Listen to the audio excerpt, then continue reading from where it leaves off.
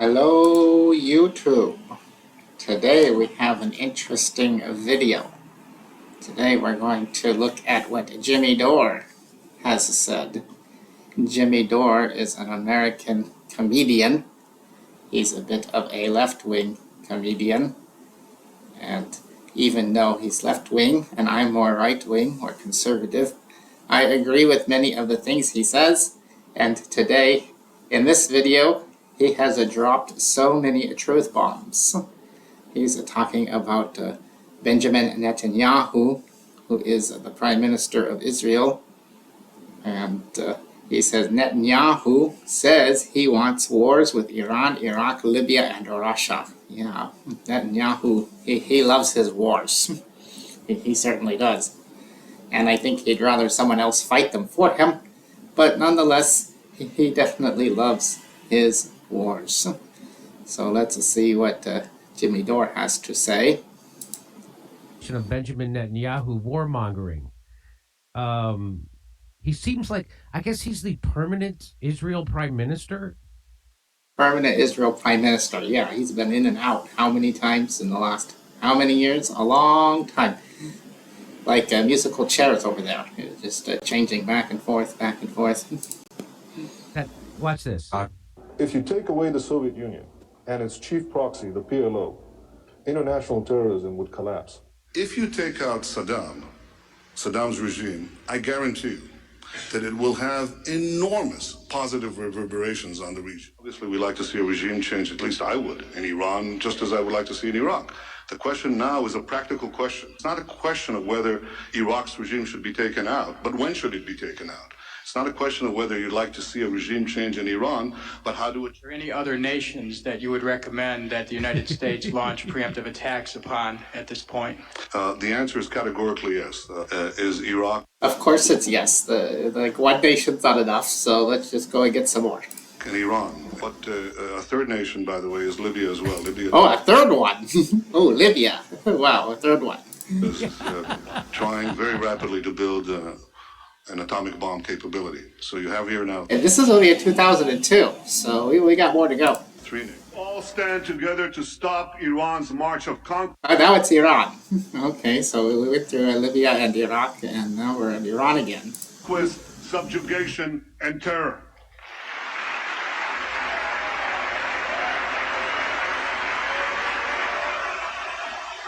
Notice they're all standing, all of the U.S. Congress, every one of them, standing and clapping, yay, yay, yay.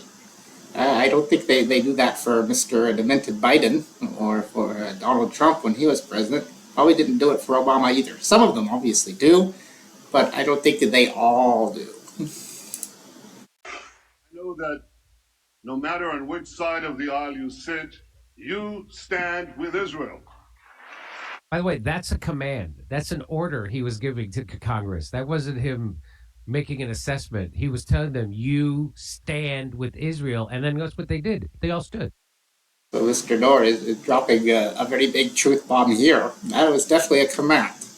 You must stand with Israel. And they all did, just like a sheeple, following the money, following the shekels, so to say, the dollars.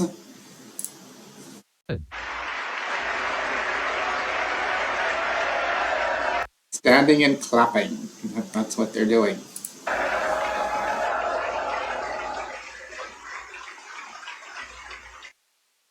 So the seemingly permanent Israeli Prime Minister Benjamin Netanyahu is seen here revealing his history of getting everybody else to fight his wars except himself or his people. It's like he's part Hitler, part Tom Sawyer. Part Hitler, part Tom Sawyer. This is the funny part. We should call him Benjamin Hitler, right? Or Adolf Netanyahu. He's part Hitler. Yeah, let's go and kill everyone. That's right. He's Tom Hitler, ladies and gentlemen, and he is as pious a Jew as Vito Corleone was a good Catholic. Yeah, there's another truth bomb. Yeah, I don't think Netanyahu's a pious Jew at all. As a matter of fact, they say he's an atheist. Of course, he has no problem quoting the Torah or the Tanakh when it suits his purpose. We can talk about that in other videos, but yeah, he seems like he's not a very religious dude. And Yeah, he doesn't care about the Ten Commandments or the 613 mitzvot in the Torah. No, he doesn't care at all. He obviously missed the thou shalt not kill part. And thou shalt not covet thy neighbor's house part, taking all that land. Yeah, I think he's missed some of them. Probably not a very good Jew. And in fact, most of the Jews seem to be against him, especially the more Orthodox ones, some of the liberal ones too. So we see in the United States many protests organized by Jewish people, and they're protesting Netanyahu. Yeah, and also in Israel too. There are also many people protesting against Prime Minister Netanyahu because they don't really like him either. And they think he's been there too long, just as we have heard. When he says that he kept saying that we must overthrow Iraq, we must overthrow Russia, we must overthrow Libya and Iran. He just means you. He means you. That's what he's. You as the American taxpayer. Yeah, that's where all the money's going. No money for schools or homeless people in the U.S. The money's going to Israel and Ukraine and other endless wars. He's talking about. Let me bring in the two Jews from the New Dissidents. So he's got two Jewish hosts here, not hosts, but guests, two Jewish guests, and it looks like that they don't like Netanyahu either, and they're probably anti-Zionist. As a matter of fact, a lot of Jews, like I said, are anti-Zionist, and we see that most of the Zionists are Christians, actually. If you look at for Zionists, like Joe Biden, or all of these Americans in the Congress here who are standing, they're probably mostly Christians. Some of them probably not very practicing, but they say they're Christians, and that they're looking like big Zionists. So here we have two anti-Zionist Jews. Let's see what they have to say. First of all, what about him being the permanent prime minister? And isn't that quite whoever put that together? That's quite a compilation. It's a real wake-up call. So it seems like the real terrorists in the Middle East is Israel and not those other countries, correct? Yeah, the terrorists. Oh, there's another big truth bomb. Boom. Yes, the terrorists in the Middle East are Israel. They're the ones that are trying to steal land. Right? They're trying to move their neighbors out of the land and take it for themselves. Yeah, that's terrorism. Blowing up schools and blowing up hospitals, churches, mosques, markets. That's terrorism. That's a good definition. That's a truth bomb. But yeah, this is like his third stint, I think, as prime minister. I believe it's his third stint. But yeah, I mean, they give this as a dictation, right? I mean, they just dictate what our policy is going to be because, as RFK says, Israel is our aircraft carrier in the Middle East. RFK, Robert F. Kennedy, supposed to be independent, right? He's running third party for president, and he's still very, very, very much pro-Zionist, pro-Netanyahu, pro-Israel. Yeah, there are Middle East military arm, so to say. You can't be an American politician and not be a Zionist. It doesn't matter even if you're third party. They are our proxy in the region. And so we have to do what they want.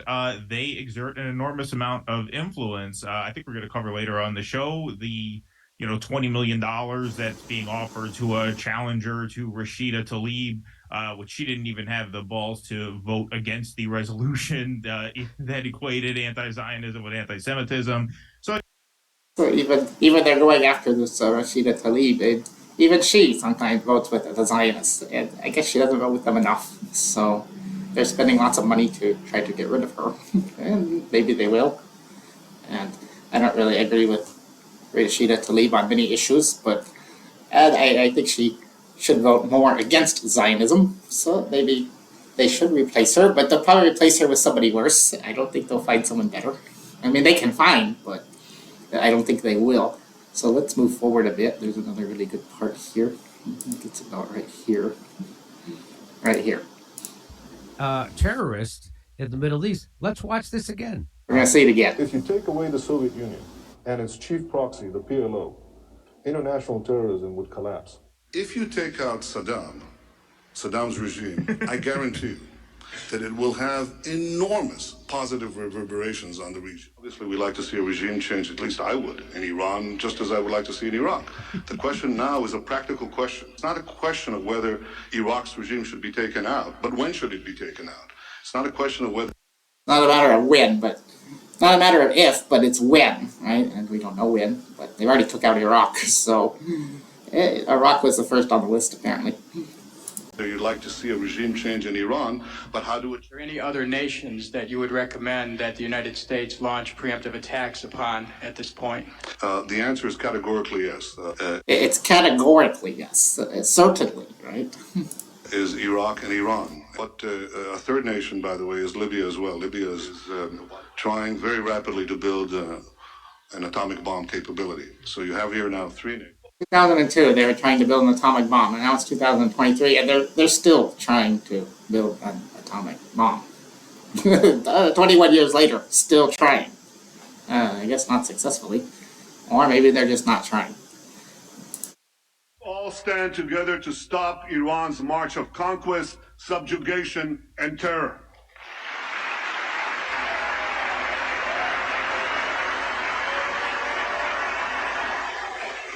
I know that no matter on which side of the aisle you sit, you stand with Israel. Yes, it doesn't matter which side. Like I said, they're all bought out. Right? They're all scumbags, and they all take money from the Zionists and line their pockets. And I think we're going to hear Jimmy Dore talk about that a little bit here. Country out for a nickel, and they already did. They sell the country out for a nickel. Yep. They've done it. They do it almost daily on the regular. They sell this country out. They sell this country out to a proxy war with Russia and Ukraine. Proxy war with Russia and Ukraine. Yeah, that was a failure. They'll gladly send a couple of $100 billion to the most corrupt country in Europe to fill the pockets of their donors and to appease Israel before they send a nickel to the United States to help you get your health care, to help you get a living wage, or get clean water in Flint. There still isn't clean water in Flint. How many cities in that? It's not just Flint. There's lead poisoned water all over this country. There's people living under bridges all over this country. And instead of sending a couple of $1 billion to fix that, which is that's all it would take way less money to fix homelessness in America and fix all the water in America and all the bridges in America than we sent to Ukraine. It would take a lot less. So they got the money and they just don't want to give it to you. Victory bomb, yeah, they sent a lot of money to Ukraine, and Ukraine was also killing Russians in Donbass, right? There are a lot of Nazis in Ukraine, but they still sent money to Ukraine just because they don't like Russia, and Ukraine may be a little less lucky because Russia actually decided to do something, about NATO pushing into their territory. It's a threat, right? Ukraine also threatening Russians who are living in Donbass. So, yeah, Russia decided to do something. They couldn't be bought off, right? So they actually attacked back, and yeah, that hasn't gone well for the West or for NATO. But they're still sending money, and it's a money sucker, and whoever makes the bombs is probably getting rich. They don't seem to care to win.